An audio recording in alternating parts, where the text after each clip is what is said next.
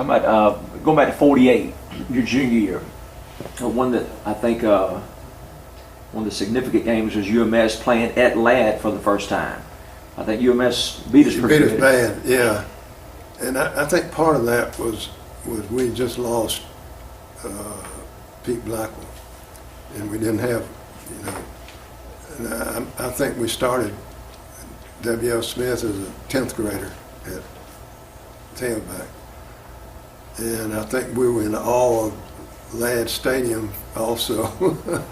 What was that like to step in there for the first time? Oh man, that was, you can imagine, that was just like, it was big. It was. And Yes, sir. well, by the way, I have a friend,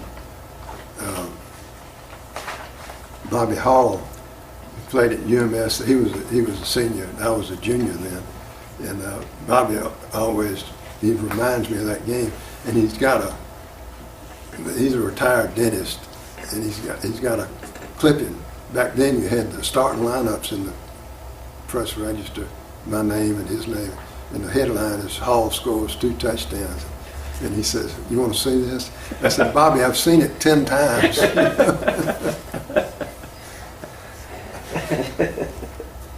I think y'all had won the first 2 ball games, I guess, going into that game. But as I think Pete had told us that he had gotten hurt, didn't he, Russ? I think it was in about the third game. About the third game. No, Yeah. junior. He hurt his back. He had a cracked vertebra, and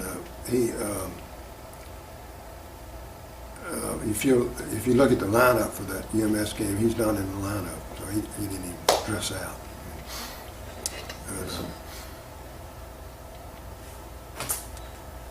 I'm just going to read through a few of those scores. It says y'all beat Sims Tech 6-2, Elba 7-0. Of course, UMS, Flomaton, I think that's when you talk about, Yeah. 13-18.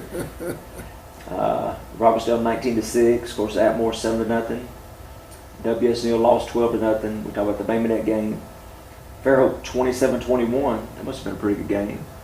And then Chatham. That was a good game. That was here. I remember scoring a touchdown in that game. Is that right? And that was, we could have won that game, but anyway. 27-21 Fairhope. Fairhope. Yeah. Got a lot of close games, didn't you? Yeah. But when you were at Mississippi, how closely did you keep up with the Foley program? You know, I think we took the onlooker, and of course there was no email, and you know, it's the only way to. But I kept up with it, and I think my dad was a team doctor for a while. I remember that. But I do remember games when I was in 4th and 5th grade coming out here. What's some of your earliest recollections of watching Foley play? The Blackwell boys and Callaway, I've forgotten. Joe Callaway? Joe Callaway, I guess. Clifford Callaway? O'Neill. Edward O'Neill? Edward O'Neill. I can remember, you know, during the war they played, because of traveling so well, I played Robertsdale 2 times, Fairhope 2 times. I can remember being a part of a line mascot.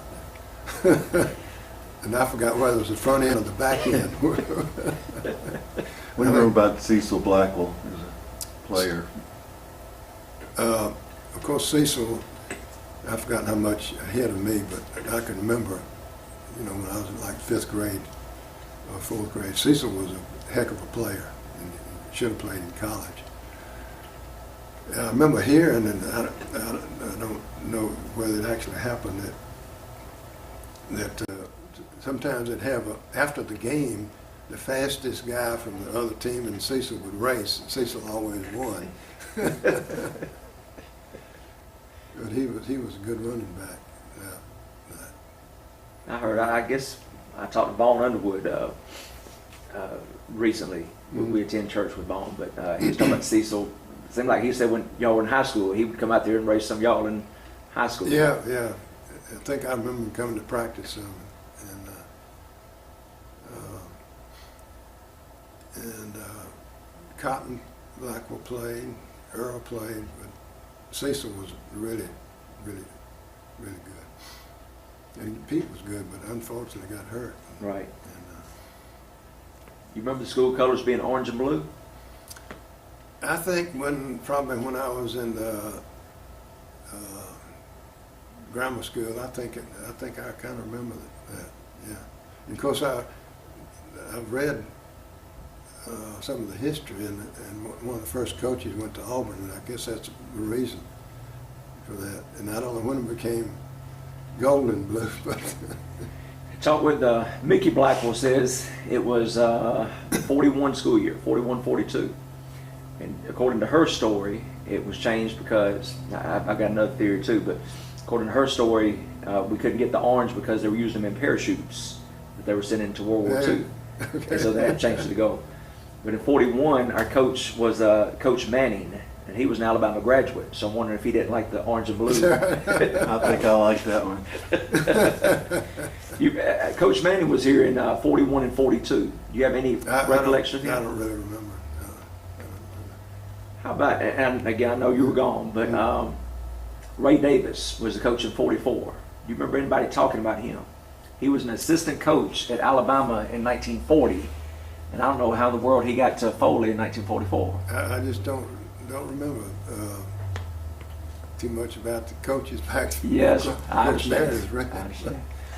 Well, you talk about the St. Stanislaus rivalry. Part of the reason that started in 39 is our coach was Middlebrook, and he was from Mississippi. Oh, is that right? And I think that's how he wound up playing a couple of Mississippi schools, in 39 and 40. Yeah. And of course now, as I understand it, you can't play out-of-state teams unless you get permission from the Alabama Athletic Association. But I think back then you could make your schedule if you could get it. Right. Yeah. I think that one year, 39, I think they played 3 Mississippi teams. Oh, did they? Played St. Stanislaus and Pascagoula and Moss Point. So, Mhm. so we went over there a bunch of times. Mhm.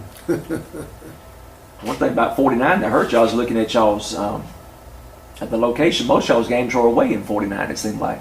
In 50, Yeah, most of them were home. I but- remember the first 4 or 5 games were away, and I don't know whether it's scheduling problem or what. Right, right. And we played. I know we played WSD here 2 years in a row. So I guess that's just the way it came out. But, it was interesting. I'd say you might back then you'd play what would be a 6A school now and a 2A school the next week. Yes. Because we were a small school back then. Yes, sir. We only had 70 in our senior class. Well, y'all pretty good in basketball those days too, weren't you? And we were the best team in the county both years. And well, second or third in the district. McGill had the best team. I remember playing against Vince Dooley. Is that right? And he was the same year I was, and he was a better. Truth is, he was a better basketball player than he was a football player. He was good at basketball. And one game I remember we thought we had him beat, but we couldn't hold on.